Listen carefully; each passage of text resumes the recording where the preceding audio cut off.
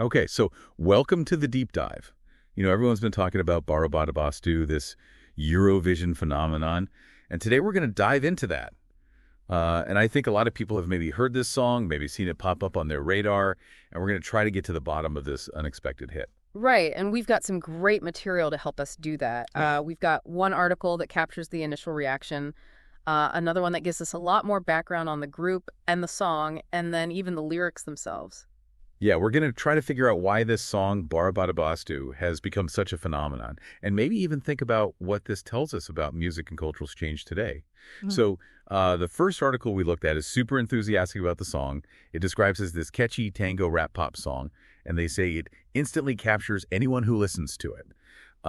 And they were predicting that this song was going to go far in the Eurovision finals even before that happened. Yeah, it's amazing that right out of the gate, people were so captivated by the song, they describe it as having an immediate impact. It just grabs you. And it's not like a typical Eurovision song either, like tango, rap, and pop all together. Yeah. It's very unique. For sure. That's a pretty unusual combination, especially for Eurovision. Yeah. Yeah, and the article also talks about the performance itself, and they even link to the YouTube video, which is actually the video from the Swedish Eurovision finals and also their official music video.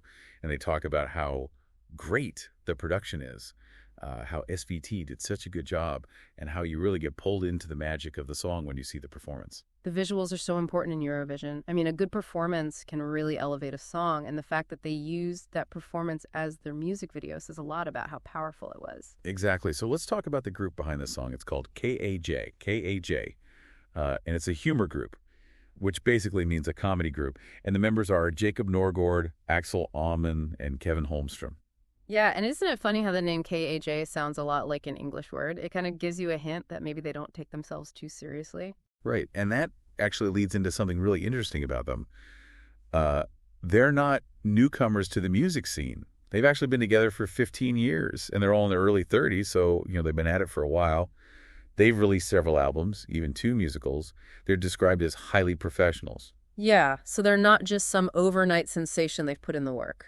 And here's the really surprising part. Before Eurovision, they were new to Sweden and incredibly mostly unknown in their home country of Finland, too.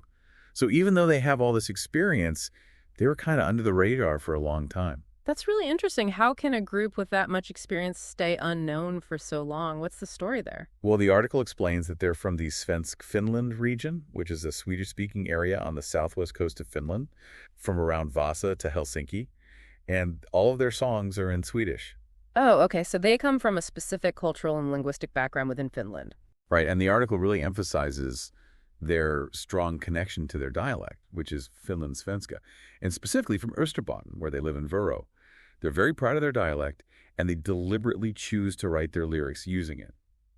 So you can see how maybe that's why they weren't so well known in Finnish-speaking parts of Finland before. Yeah, it makes sense they were really speaking to a specific audience with their music. But then their win in Sweden changed everything. Suddenly they're #1 on Spotify in both Sweden and Finland, and Bara Bada Bastu has 28 million streams on Spotify and is growing daily. It's like this KAJ fever has swept through both countries and even globally. It's amazing how quickly they went from being relatively unknown to having this huge international success. And I think part of it is that they use both Swedish and Finnish in their songs. Mm-hmm. The article even points out that there's no other language in the song, just Swedish and Finnish, which is unusual, right? Yeah, that's a really interesting mix of languages. It must appeal to Swedish speakers, but also have this kind of exotic feel for people who don't understand Finnish. And when the article was written, the betting odds for the Eurovision final had KAJ representing Sweden in a close race with Austria. The final was going to be in Basel, Switzerland on May 17th, so there was a lot of anticipation. That's pretty impressive considering they weren't widely known just a few months before. Yeah, and the article concludes by saying that the members of KAJ are truly worthy winners. They're described as down-to-earth guys who have a lot of heart and talent and humility. It seems like their authenticity and their passion for their music really shines through, and I think that's something that people connect with. Absolutely. So we've talked about their background, the initial reactions to the song, and their sudden rise to fame, but let's actually look at the song itself. We have the YouTube transcript for KAJ Bara Bada Bastu, and even just glancing at it, you can see that mix of Swedish and what looks like Finnish. Yeah, you can definitely see those 2 languages right there in the lyrics. Right. It would be interesting to analyze the meaning even if you don't understand both languages.